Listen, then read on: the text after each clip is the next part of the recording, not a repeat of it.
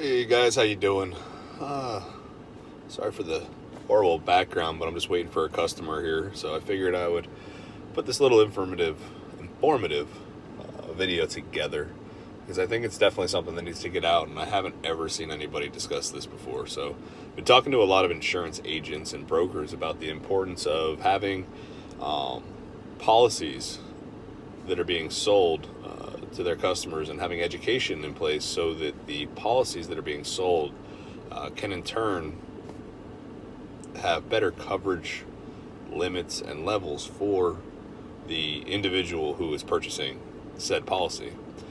It's definitely super important to make sure that today, especially more than ever, when buying a policy in an era when essentially it's a race to the bottom, who's got the cheapest policy and basically who's got the worst coverage, more or less. So it's a fight, more exclusions than ever.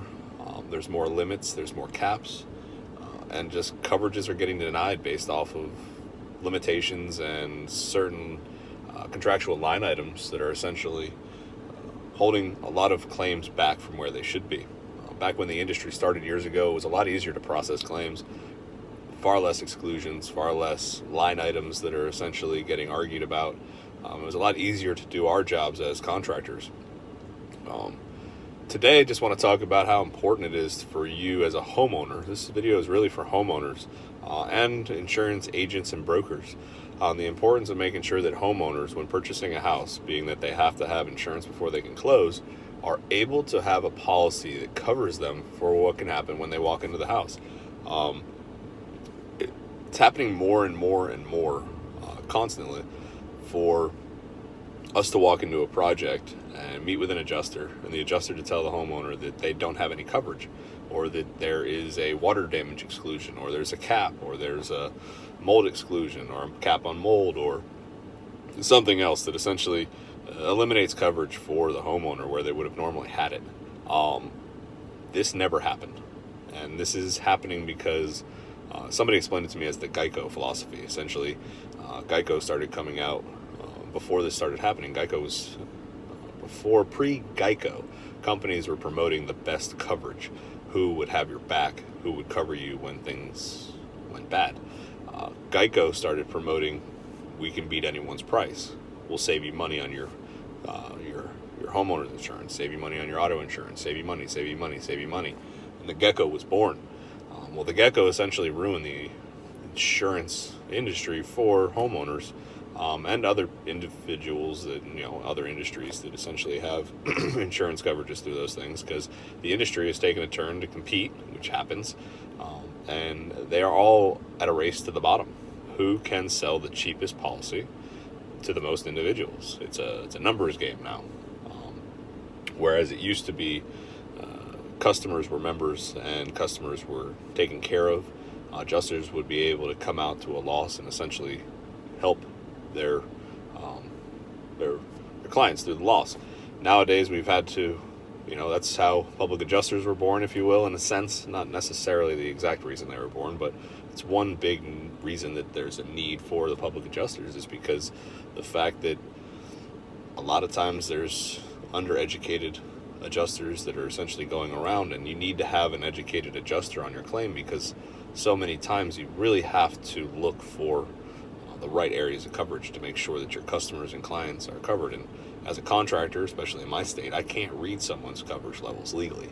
I cannot tell somebody or interpret somebody's policy for them. So all we can do as a professional restoration company is essentially come out and tell you, homeowner or commercial client, what it is that needs to take place in order for your property to come back to a pre-loss condition.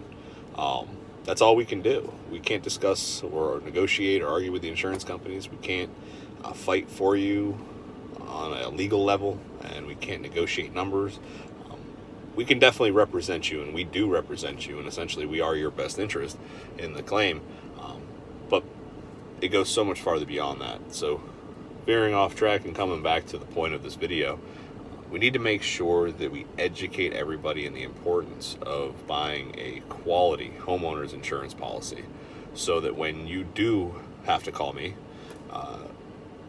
whatever damages occurred is covered by your policy minus your deductible.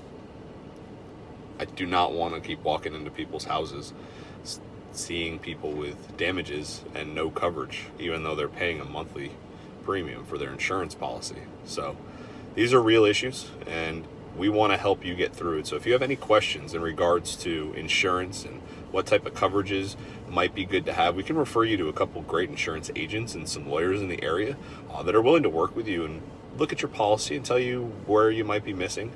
If you get a summary of your policy and letting us know what caps, what exclusions, what levels you have, we can essentially make recommendations from our end on what we would like to see as a contractor coming into the job, based off of the size of the jobs and the cost the jobs are actually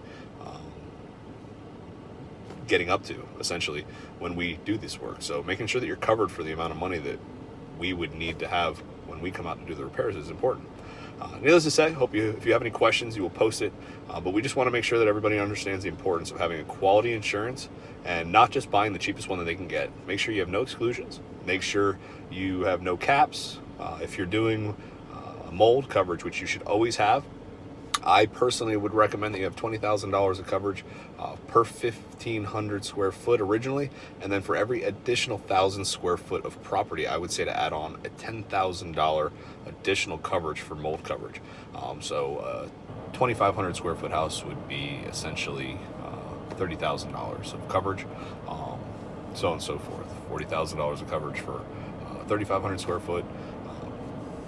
Moving on up from there. Make sure you have no caps on water damage. Make sure you have no exclusions on water damage except for rust and rot. Pre-existing conditions and lack of maintenance is something that you're never going to get away from. So just make sure you're maintaining your house and that you contact the insurance company as soon as something happens. But outside of that, there should be no exclusions, no $3,000 caps for water damage, no water damage exclusions to save you some money. Don't fall for that trick.